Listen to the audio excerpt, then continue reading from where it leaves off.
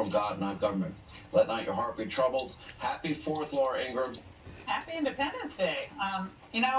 You made me sad on the crime story because I can't stop thinking about that poor woman and what's happened to the city of New York. We're back in the 1970s. It's a no man's land, early 1980s. It's people gotta vote for change. Think of our friend Gianno Colwell losing his 18-year-old brother. Same weekend, a 5-month-old baby girl shot and killed. I mean, it happens every weekend. You never hear the names. They never talk about it. They never solve the problem. Well, it's Democratic leadership. It's got to change. Sean, have a wonderful 4th, and we'll see you next week. All right, I'm Laura Ingraham, and I will. And this is the Ingraham Angle from Washington tonight. The most unpatriotic president ever. That is the focus of tonight's angle. Now, going into the 4th of July weekend, the most patriotic time of the year, but of course, it's really a miserable time for the left because they're embarrassed by our people and our history. Let's face it, they hate most of our past presidents, including Washington and Lincoln. Everyone on Mount Rushmore, they want them all ripped down. And the last thing they want to do is celebrate America's independence because, after all, they don't want America to be independent. So you think I'm exaggerating? Oh, this is just TV stuff? Well, I'm not. Think about who these people have become. Think about what they truly believe, how they feel about American history. Racism is real in America, and it has always been. Xenophobia is real in America, and always has been. Sexism, too. We should not be relying on a history filled with racism and sexism and homophobia to determine our fundamental rights today. Original sin of slavery weaved white supremacy into our founding documents and principles. What a horrible person. And how do these people feel about the actual people who live here? The top domestic violent extremist threat comes from racially or ethnically motivated violent extremists. I want to understand white rage, and I'm white. White supremacy is a poison. It's a poison. People just murder people. They don't look like white racist people. Running through our body politic. And it's been allowed to fester and grow right in front of our eyes. He's talking about half the country right there. Now, how do they feel about our being an independent country? The foundation of a rules-based international order, built out of the wreckage of 2 wars, world wars. Violations of a core tenet of the rules-based international order. One of our defining missions is to strengthen the international rules-based order. Oh my God. Okay, let me define rules-based international order for you. They're vague rules that exist only to restrain and weaken the United States and then empower countries that enjoy free riding off of us, or China. The rules never apply to China, which would never dream of doing anything against its own self-interest. Where's all these racist people? I want to see them. Remember, the Biden administration doesn't go overseas to defend American interests. Oh, no. They engage in multilateral talks to advance global interests. American interests don't even come second or third in Biden world. Why should we be trusted to make our own policies, or even, frankly, even choose our own leaders? We should have to live under international norms drafted by bureaucrats in Europe. The EU, they should run our domestic policy, our climate agenda, our foreign policy, and of course they should decide all hot-button cultural issues. And we know what they think. Clearly it has massive impacts on people's thinking around the world. It's a very important decision. I've got to tell you, I think it's a big step backwards. I think it's a big step backwards. Of course, Biden, rather than stand up for our Constitution and defend our system, even when he disagrees with some court rulings, he piled on. America's better positioned to lead the world than we ever have been. The one thing that has been destabilizing is the outrageous behavior of the Supreme Court of the United States on overruling not only Roe v. Wade, but essentially challenging the right to privacy. I'm confused. How did that I thought happen? that the one thing destabilizing the world was President Putin in Ukraine. And of course, Biden never talks about President Xi's forced enslavement of millions of Chinese, or the extermination of God knows how many dissidents in China. Biden never speaks about how destabilizing it is when China threatens Taiwan. Nah, potatoes, small potatoes. Instead, we saw Joe Biden standing in Madrid telling the world that what is truly destabilizing is that some women in states like Mississippi can't get more abortions. Talk about outrageous behavior. It's beyond unpatriotic. It's disgusting. But for him, placating the far left by trashing America abroad is far more important than standing up for the American people in front of the sneering Euro elites, who are being guarded, by the way, by soldiers from the same country that they despise. We know this by the fact that they're scrambling to do everything they can to reverse our independence. They think our health policy should be made by the WHO. They think our trade policy should be made by the WTO. That our foreign policy, as I said, should be shaped by the Europeans. And Xi over there in Hong Kong doing a victory lap, and these European fools are complaining about the fact that Americans in all 50 states get to vote on abortion? Okay, well, send me a memo the next time that Boris and Emmanuel lecture President Xi about the lack of fundamental rights over there. Don't hold your breath. In fact, this was Boris Johnson today. I was up early and I decided to watch him live at his press conference after the G7. He was asked if the UK needs to re-examine its relationship with China. Now, notice the equivocation. It's very important that we remember that we have a huge economic relationship with China. So does every country around that table. You know, it is very, very important that we understand that China is a great country. It's going to be a gigantic factor of the world's economy for a long time to come. So you need to. There has to be a balanced approach. A balanced approach, but no step backwards in China, I guess, only in the United States. That's real courage, Bojo. Of course, what Biden should have been doing in Europe is standing up for America, not some vague notion of a rules-based international order. It's simply staggering to think that when we face the most dangerous situation in modern times, right now, the U.S. is basically using virtually all of its military efforts to prop up Europe, while conceding the rest of the world to China. And Biden reassured the world, not Americans, that there is no end to the amount of money and weapons that we're going to be sending to Ukraine. How long is it fair to expect American drivers and drivers around the world to pay that premium for this war? As long as it takes. So Russia cannot, in fact, defeat Ukraine and move beyond Ukraine. Wait a second. Doesn't that all sound familiar? Well, the media, of course, missed the boat here. We're more united than ever. And with the addition of Finland and Sweden, we'll be stronger than ever. We're going to increase the NATO border by 800 miles along the Finnish-Russian border. No, NATO is not getting stronger. America is getting weaker, though. And congrats, Joe. By agreeing to NATO expansion, you've just made things more dangerous in Europe. Because Putin is now threatening to move nuclear weapons right to the border with Finland. So all this drama focused in one place, all this money, billions and billions diverted, it just gives China more running room everywhere else in the world. Tucker's been talking about what's happening in South America, it's happening in Africa, it's happening on our doorstep. It's time for Europe to step up and defend itself.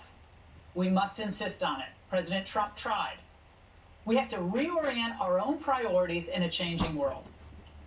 But instead, Biden chooses to drain our wealth in Europe while the leaders there hate us for everything we stand for. So this effectively means that we're abandoning the entire rest of the world to China, which of course is funding the war against Ukraine by buying Russian oil and wheat. And remember that Biden's on the verge of dropping Trump's tariffs against China, even though we have now a near record trade deficit with them. So stay with me. This means that Biden has us indirectly funding the war in Ukraine, that we're trying to help Ukraine win. It's twisted, right? There is nothing patriotic about what Biden is doing in our foreign policy, or with our energy policy, our trade policy, or at the border. All of it is designed to make America less independent, less prosperous, and yes, less happy. So happy Independence Day. We're going to celebrate this one and the one coming in the midterms and in 2024. And that's the angle. All right, joining me now is Senator Mike Lee, Senate Judiciary Committee member and author of Saving 9, the fight against the left's audacious plan to pack the Supreme Court and destroy American liberty. And Senator, speaking of this complete disregard for our institutions, you saw what Biden did today in Madrid. I want to bring it back to something else that the president said overseas. The most important thing to be clear about is we have to change. I believe we have to codify Roe v. Wade in the law, and the way to do that is to make sure the Congress votes to do that. And if the filibuster gets in the way, it's like voting rights. It should be, we provide an exception for this. The convulsion over the court continues, and it's now being aided by our president abroad. Your reaction? And this is appalling, Laura. First of all, the fact that he would go well on foreign soil and attack the Supreme Court of the United States to undermine it and to delegitimize it is unpatriotic. I've never seen anything quite like it. Secondly, insofar as he's suggesting that they need to codify Roe, he's lying there. They don't merely want to codify Roe. What they want to do is pass a bill that would, in addition to codifying Roe, it would take the protections of Roe all the way up until the moment a child takes its first breath, so that no state anywhere could impose any kind of legal restrictions, any kind of protections for unborn human beings. So he managed to be at once entirely heartless toward the unborn, entirely in conflict with his own prior decisions, his own prior statements about abortion, well as a U.S. senator and otherwise, and managed to disrespect one of the great institutions of our system. Look, warts and all, the Supreme Court of the United States isn't a bad court. It is a good court. And the fact that it's run by mortal human beings means they sometimes make mistakes. They did not make a mistake with Dobbs. They corrected a mistake they had made 49 years earlier. This is unacceptable behavior. I don't know whether to chalk it up to incompetence or avarice or both, but this is not going to fly with the American people. Senator Ed Markey today was talking about why it's so important for the Democrats to finally, what they want to do is get rid of the filibuster. The filibuster has to be amended or it has to be eliminated. Otherwise, we're just going to see, not just in this area, but gun rights and climate and in so many other areas, just an evisceration of rights that Americans have come to depend upon. Senator, I think the truth is that the left now hates the court because it's the only branch that still respects the original framework of the Constitution, at least as it's currently situated with the justices that are on board. Yeah, that's right. And make no mistake, this idea of nuking the filibuster, in addition to being in conflict with what Joe Biden has said in very recent years about the fact that it would be a bad idea, this is not limited to their so-called attempt to codify Roe. No, that's just the first step. The real objective there is to expand the Supreme Court, to pack the Supreme Court, which, as I explained in Saving 9, is one of the most disastrous things they could do to the Constitution. It's not technically unconstitutional, but it's anti-constitutional. It would erode everything about it. And Ed Markey, as I explained in Saving 9, is one of the original architects of this modern plan to do it. But every time this has been attempted in modern history, Laura, it has ended badly for the American people, whether it succeeds or fails legislatively. Senator, this idea of codifying Roe, just because a lot of people have been inquiring about this, I don't know what the legislation would look like or specifically say. I guess there's a draft of it already written, but I haven't read it. But what were the 2 or 3 challenges that the states would lodge against such an effort, other than obvious states' rights and the 10th Amendment? Yeah. So first of all, they would perhaps argue that this is outside of Congress's authority to enact sweeping nationwide legislation like this. You've got to actually have a jurisdictional hook in there somewhere, and it depends on what ground they rest it on. But let's assume just for a minute that they use the Commerce Clause, which is what Congress typically uses for almost any type of legislation it passes. Abortion is itself not an economic activity. It's certainly not an economic activity that takes place across state lines, typically. And so those might be some of the challenges that they would lodge against it. But the legislation itself may or may not be upheld at the end of the day. You know as well as anyone, Laura, the Supreme Court has been fairly permissive and deferential to Congress in defining the contours of the Commerce Clause. And that's also something I talk about in Saving 9. That is the ugly gift that keeps on giving that came about as a result of FDR's court packing plan 85 years ago. But at the end of the day, what they want to do is make sure that infanticide is legal. Now, they don't want the people to have their own ability to determine their own destinies and futures in every state. They hate that. Back to the point that a lot of them just really don't like America or founding documents. They want to, if they could, I think they would get rid of it all and replace it with something much more akin to what governs the EU. Senator, it's great to see you tonight. Thank you. How are you celebrating Independence Day? Are you celebrating? No, I'm Black. I celebrate Juneteenth. So that's I've never. I mean, it's never been a big holiday for me and my family.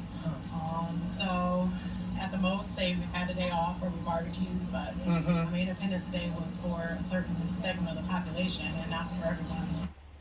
We'll play more of Raymond's Man on the Street interviews about the meaning of 4th of July to people when he joins us later in the show.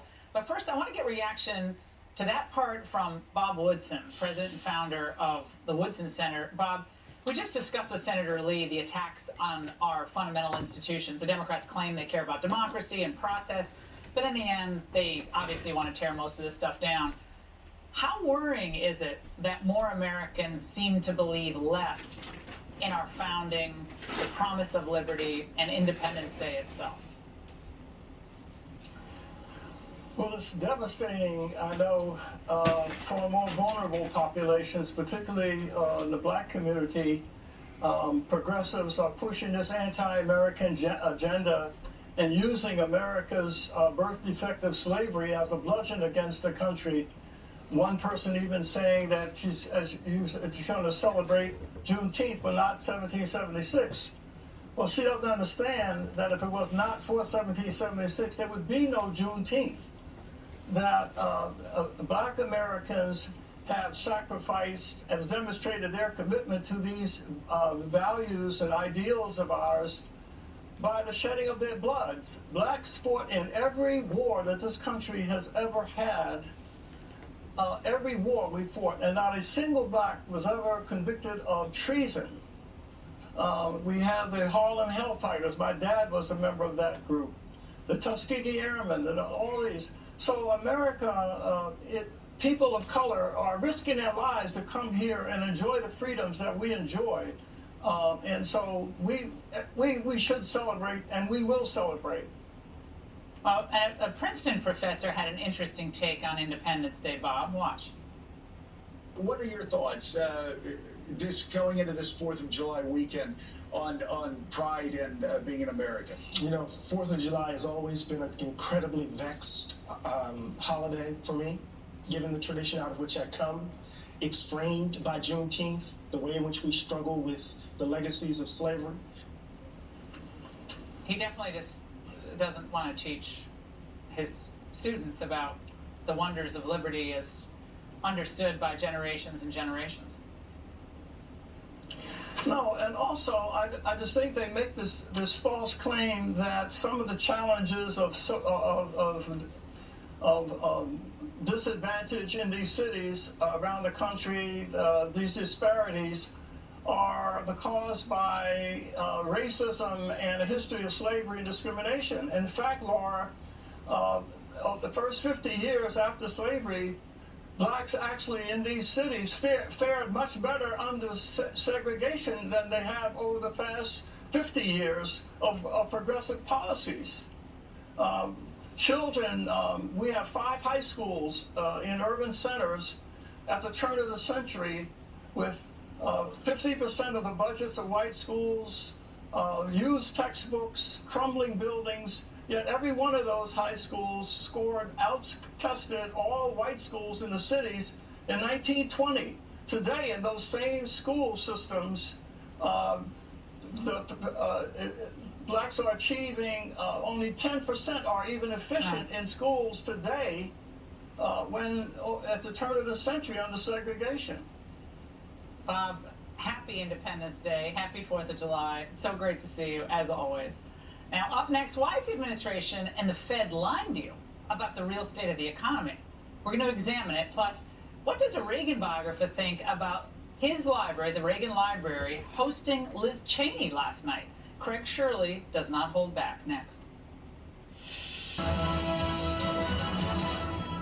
I'm a conservative Republican, but I also know that at this moment, we're confronting a domestic threat that we have never faced before. And that is a former president who is attempting to unravel the foundations of our constitutional republic. The reality that we face today as Republicans, as we think about the choice in front of us, we have to choose, because Republicans cannot both be loyal to Donald Trump and loyal to the Constitution. That was Democrat, a Republican, almost to be soon former Congresswoman Liz Cheney speaking at the Reagan Library last night. Can you believe that? Why they chose to host one of the most self-aggrandizing politicians in the country, who's kind of the opposite of what I think of conservatives to speak there, is beyond me. But it was actually quite revelatory, because between waxing poetic about the January 6th committee and making demands of a party that will soon vote her out of office, she struck a tone resembling, I don't know, she sounded kind of like a dime store Nancy Pelosi. Since January 6th, I have been incredibly moved by the young people that I have met, especially the young women.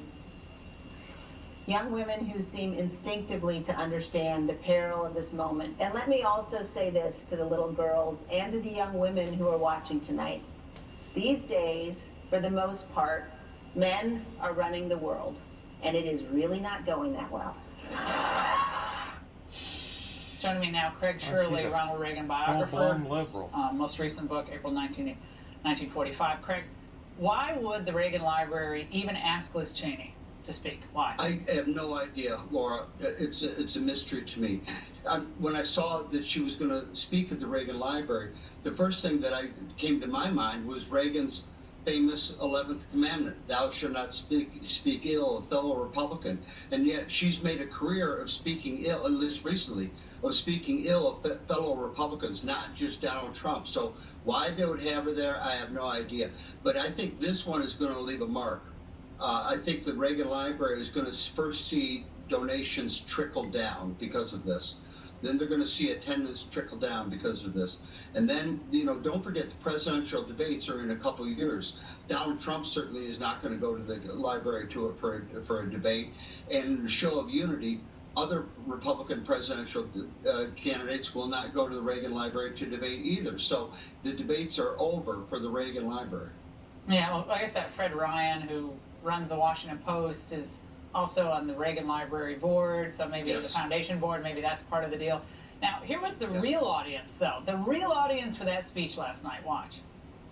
After testimony for the history books, that was a speech for the history books. It's so remarkable to see her sort of talk in such blunt ways about the way that she sees the world and the courage that she sees in Cassidy Hutchinson. And she is part of the courageous women who stepped out and said, if I don't get reelected, oh well. Holy cow. So you see the line that got the applause.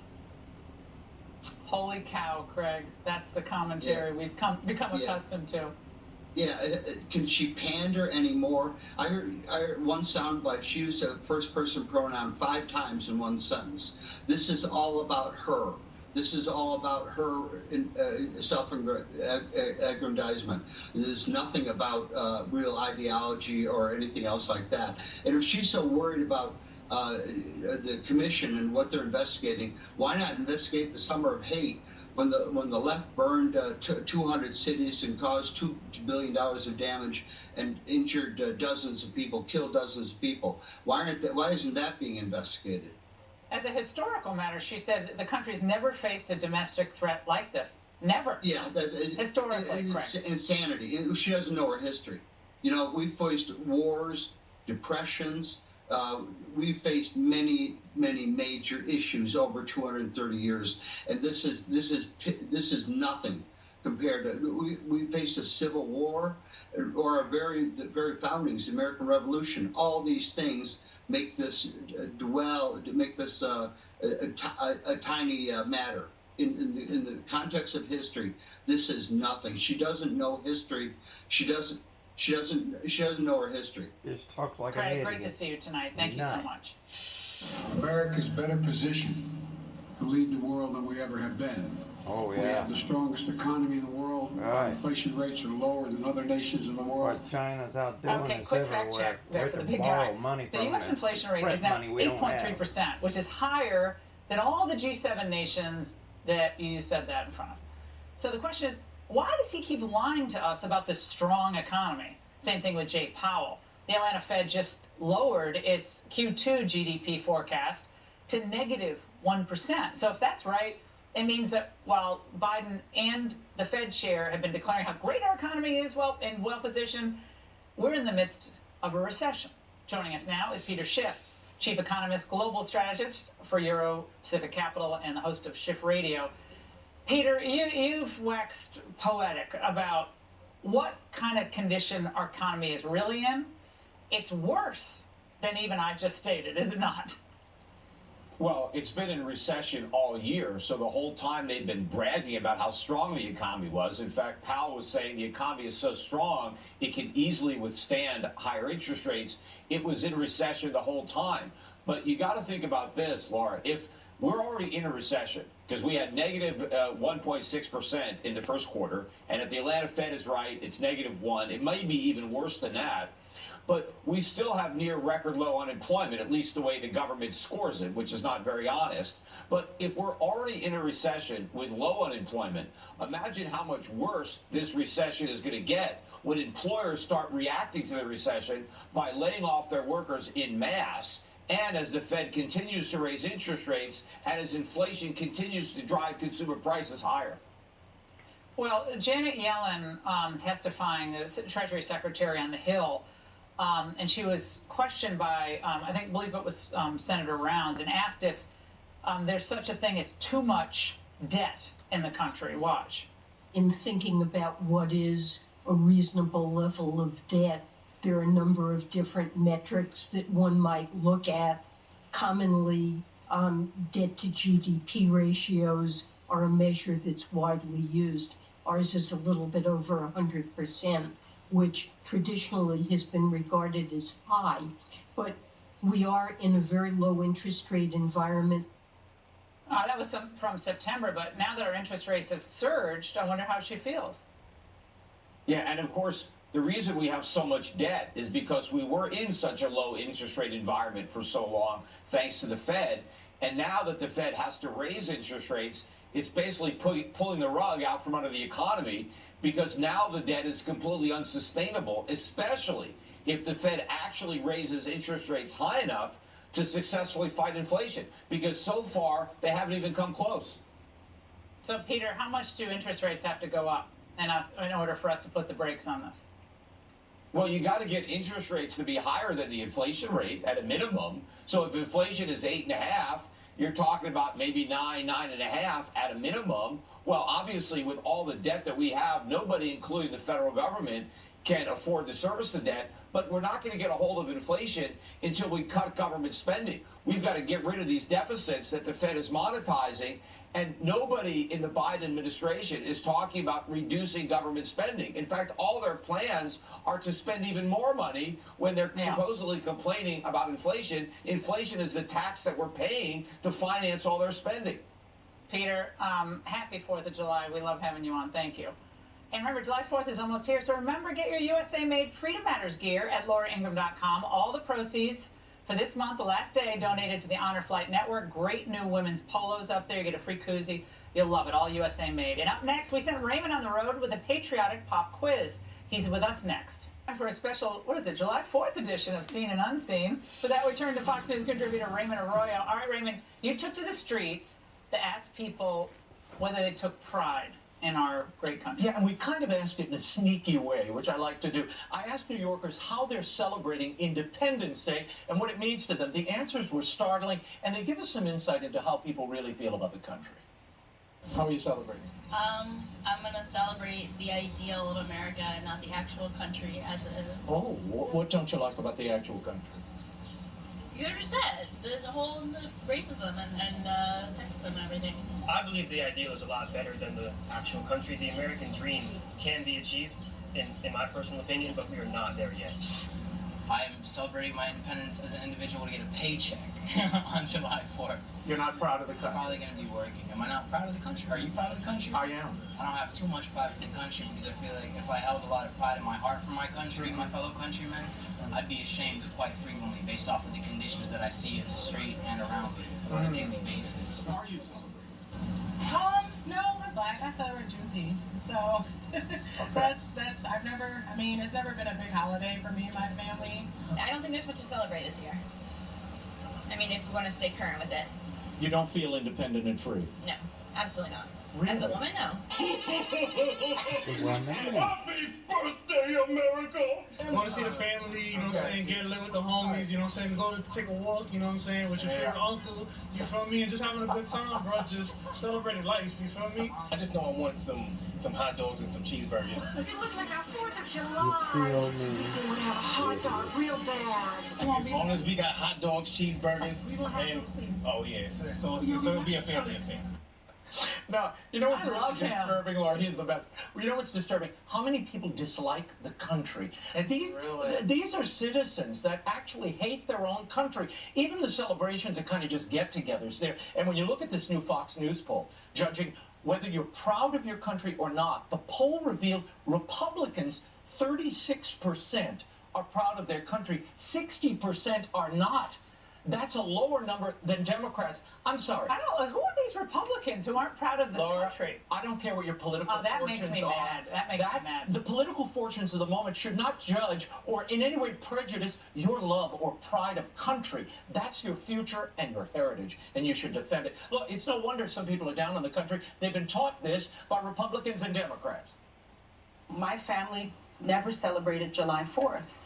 And it was met with like so much shock. And it was because, you know, my father was a student of history. They knew what they were doing. These Republican members of Congress knew what they were doing, and they need to be shamed for it in the very least. They have co-opted this term patriot to mean something that is really just bastardize a term. Patriot. That's not what a patriot is. Patriots don't do this.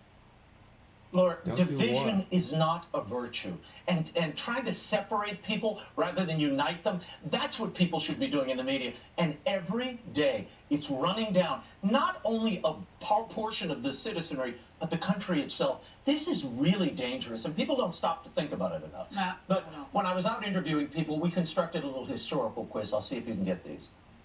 Who established the celebration of July 4th and said we should celebrate with fireworks and celebrations coast to coast? Do you remember? I don't actually, because I think it's been changed. Everyone has a different opinion of it. It's probably the woman. It's probably Martha. Martha Washington. Yeah. I'm gonna guess Martha. I stopped history class when I left school, so yeah. School's out for the year. I'm not doing any more questions. Can I phone a friend? Yes, you can phone a friend. Okay, dope. Can I phone you? I'm gonna go with a wild card, Martha Washington, because I'm not giving anything away. Who was it? John Adams. She got it right. You leave it to the Bostonian to know you're the only one all day. This celebrity is a direct descendant of someone who signed the Declaration of Independence. Is it Denzel Washington, Amy Adams, or Reese Witherspoon? Amy Adams. I'll do Amy Adams. When you have power, people will always try to take it from you, always. Let's just go with Reese Witherspoon. Reese Witherspoon? Hello, Patriots! Oh my god, it's Capital Barbie. Damn, I'm gonna have to go with him on this one because I wouldn't know either, bro. It's not You got it. Reese Witherspoon. John Witherspoon is her aunt, she's a descendant of John Witherspoon, who was the only clergyman to sign the Declaration of Independence, Laura. Now, how are you celebrating? I'm going to be with my children. Okay. And we're going to be somewhere. Oh my goodness! Look, you are a star-spangled girl right now. Laura. You are our 4th of July. I'm glad we can celebrate. I wish we could put a historical panorama right there in the dress. Yeah, could we have Well, now you have a historical panorama. Okay, that is disturbing. Okay, that is disturbing. I don't know. Okay, I get it. Raymond's telling me I got to rap. Okay, rap, Sam says. All right, thank you, Raymond. I'm exploding here. All right, despite a win for gun owners at the court last week, leftist leaders are doing their best to unilaterally strip them of their constitutional rights. Congresswoman Lauren Boebert is here next. She'll respond to one of the most revealing comments on the issue from New York's Kathy Hochul. Stay there. The 29 Republicans in Congress, you know, the ones who helped the Democrats pass their gun safety bill, have repeatedly assured gun owners that no one's coming for their guns or stripping them of their rights. Well, two recent instances have us seriously doubting them. Earlier this week, the personal information of every Californian who applied for a concealed carry since 2011 was accidentally leaked by a liberal attorney, Attorney General Rob Bonta. And then just yesterday, New York Governor Kathy Hochul engaged in this stunning exchange. Do you have the numbers to show that it's the concealed carry permit holders that are committing crimes? I don't need to have numbers. I don't have to have a data point to say that this is going to all I know is I have a responsibility to the people of this state to have sensible gun safety laws. A responsibility of people of the state not to have numbers. Hear me? Here now is Congresswoman Lauren Boebert, co-chair of the Second Amendment Caucus. Congresswoman, you can't even make up this the stupidity of Kathy Hochul, who's up for re-election. If New York votes for that, I don't even have words. Right. You know, I think my constituents have a very healthy distrust of big government, and this is exactly why. We have California liberals losing personal information, leaking personal information of gun owners, and then you have this New York governor who's saying, we don't need data. It's those pesky permit holders that are New York's problem. This is why we do not trust big government, and this is why we need to put a stop to what's happening. Fox News Digital compiled FBI data from 2019 detailing murders and gun murders. Well, they found that many states with higher percentages of gun ownership had lower or similar rates to states with strict gun control. So why is the left so fixated on this narrative? They certainly hate firearms and they hate gun owners and they hate our rights. So they want to paint this other picture that this is dangerous and this is what we need to go after. But we know that the gun-free zones are actually the deadly zones. It's a soft target for all of our community members, for our children. And the leaking of this data is an absolute target, very dangerous on firearm owners. And this is why I'm on legislation with my good friend Michael Cloud to make sure that the ATF does not have a registry. They have over 1 billion names in a database, and we are making sure that that ends. Well, Republicans have to absolutely be on that. Now, your old pal, who does he cry a lot? I guess, I don't know, Adam Kinzinger, he took some shots at you on Twitter over your comments about the separation of church and state, and he said, there's no difference between your comments and the Taliban. We must oppose the Christian Taliban. I say this as a Christian. Are you now, or have you ever been a member of the Taliban? Oh, goodness. No, I have not. But, you know, little Adam, he is retiring. America does not like him. He cannot win re-election. He would not win re-election for dog catcher. So Adam is not going to be our problem anymore. I have bigger things to worry about, protecting the rights of my constituents. I certainly honor the Lord and praise God with all that I have, but I'm not going to allow Adam... You don't have a Christianity litmus test. Right. You don't have a Christianity litmus test, however, for legislation, which I think is kind of what he's referencing. Right, exactly. But Adam is absolutely irrelevant. He's already proving that he's a Democrat with his January 6th Unselect Committee, and then on his way out the door, he wants to say that he supports gun control, and just to put that nail in the coffin that says, I am not for this. All right, great to see you. The Ronald Reagan Library might have lost its way, but the president they honor never did. The Last Bite is next. And now a few words from President Reagan, my old boss, on July 4th, 1986, about our founding fathers. 56 men came forward to sign the parchment. It was noted at the time that they pledged their lives, their fortunes, and their sacred honors. That was more than rhetoric. Each of those men knew the penalty for high treason to the crown. We must all hang together, Benjamin Franklin said, or assuredly we will all hang separately. Their courage created a nation built on a universal claim to human dignity, on the proposition that every man, woman, and child had a right to a future of freedom. Now, can you imagine hearing anything like that so reverent about our founding fathers from Joe Biden or Kamala Harris, or frankly from any Democrat for that matter? Our founding fathers knew the risks that they were taking. They put their lives on the line to make a better future for themselves, but really for their children and their grandchildren. And for you and for me, for our children. So remember that this weekend, when you're barbecuing, watching parades, spending time with your family, have a lot of fun. But remember that our country was founded in strength and bravery. We need to stand proud of our country, not trash it on the world stage or gratuitously at home, or try to dismantle what makes us great. So fly your flag, have a nice cold beverage and your Freedom Matters koozie, get them free on the website, and remember, it is America, now and forever, and Greg Gutfeld takes it all from here.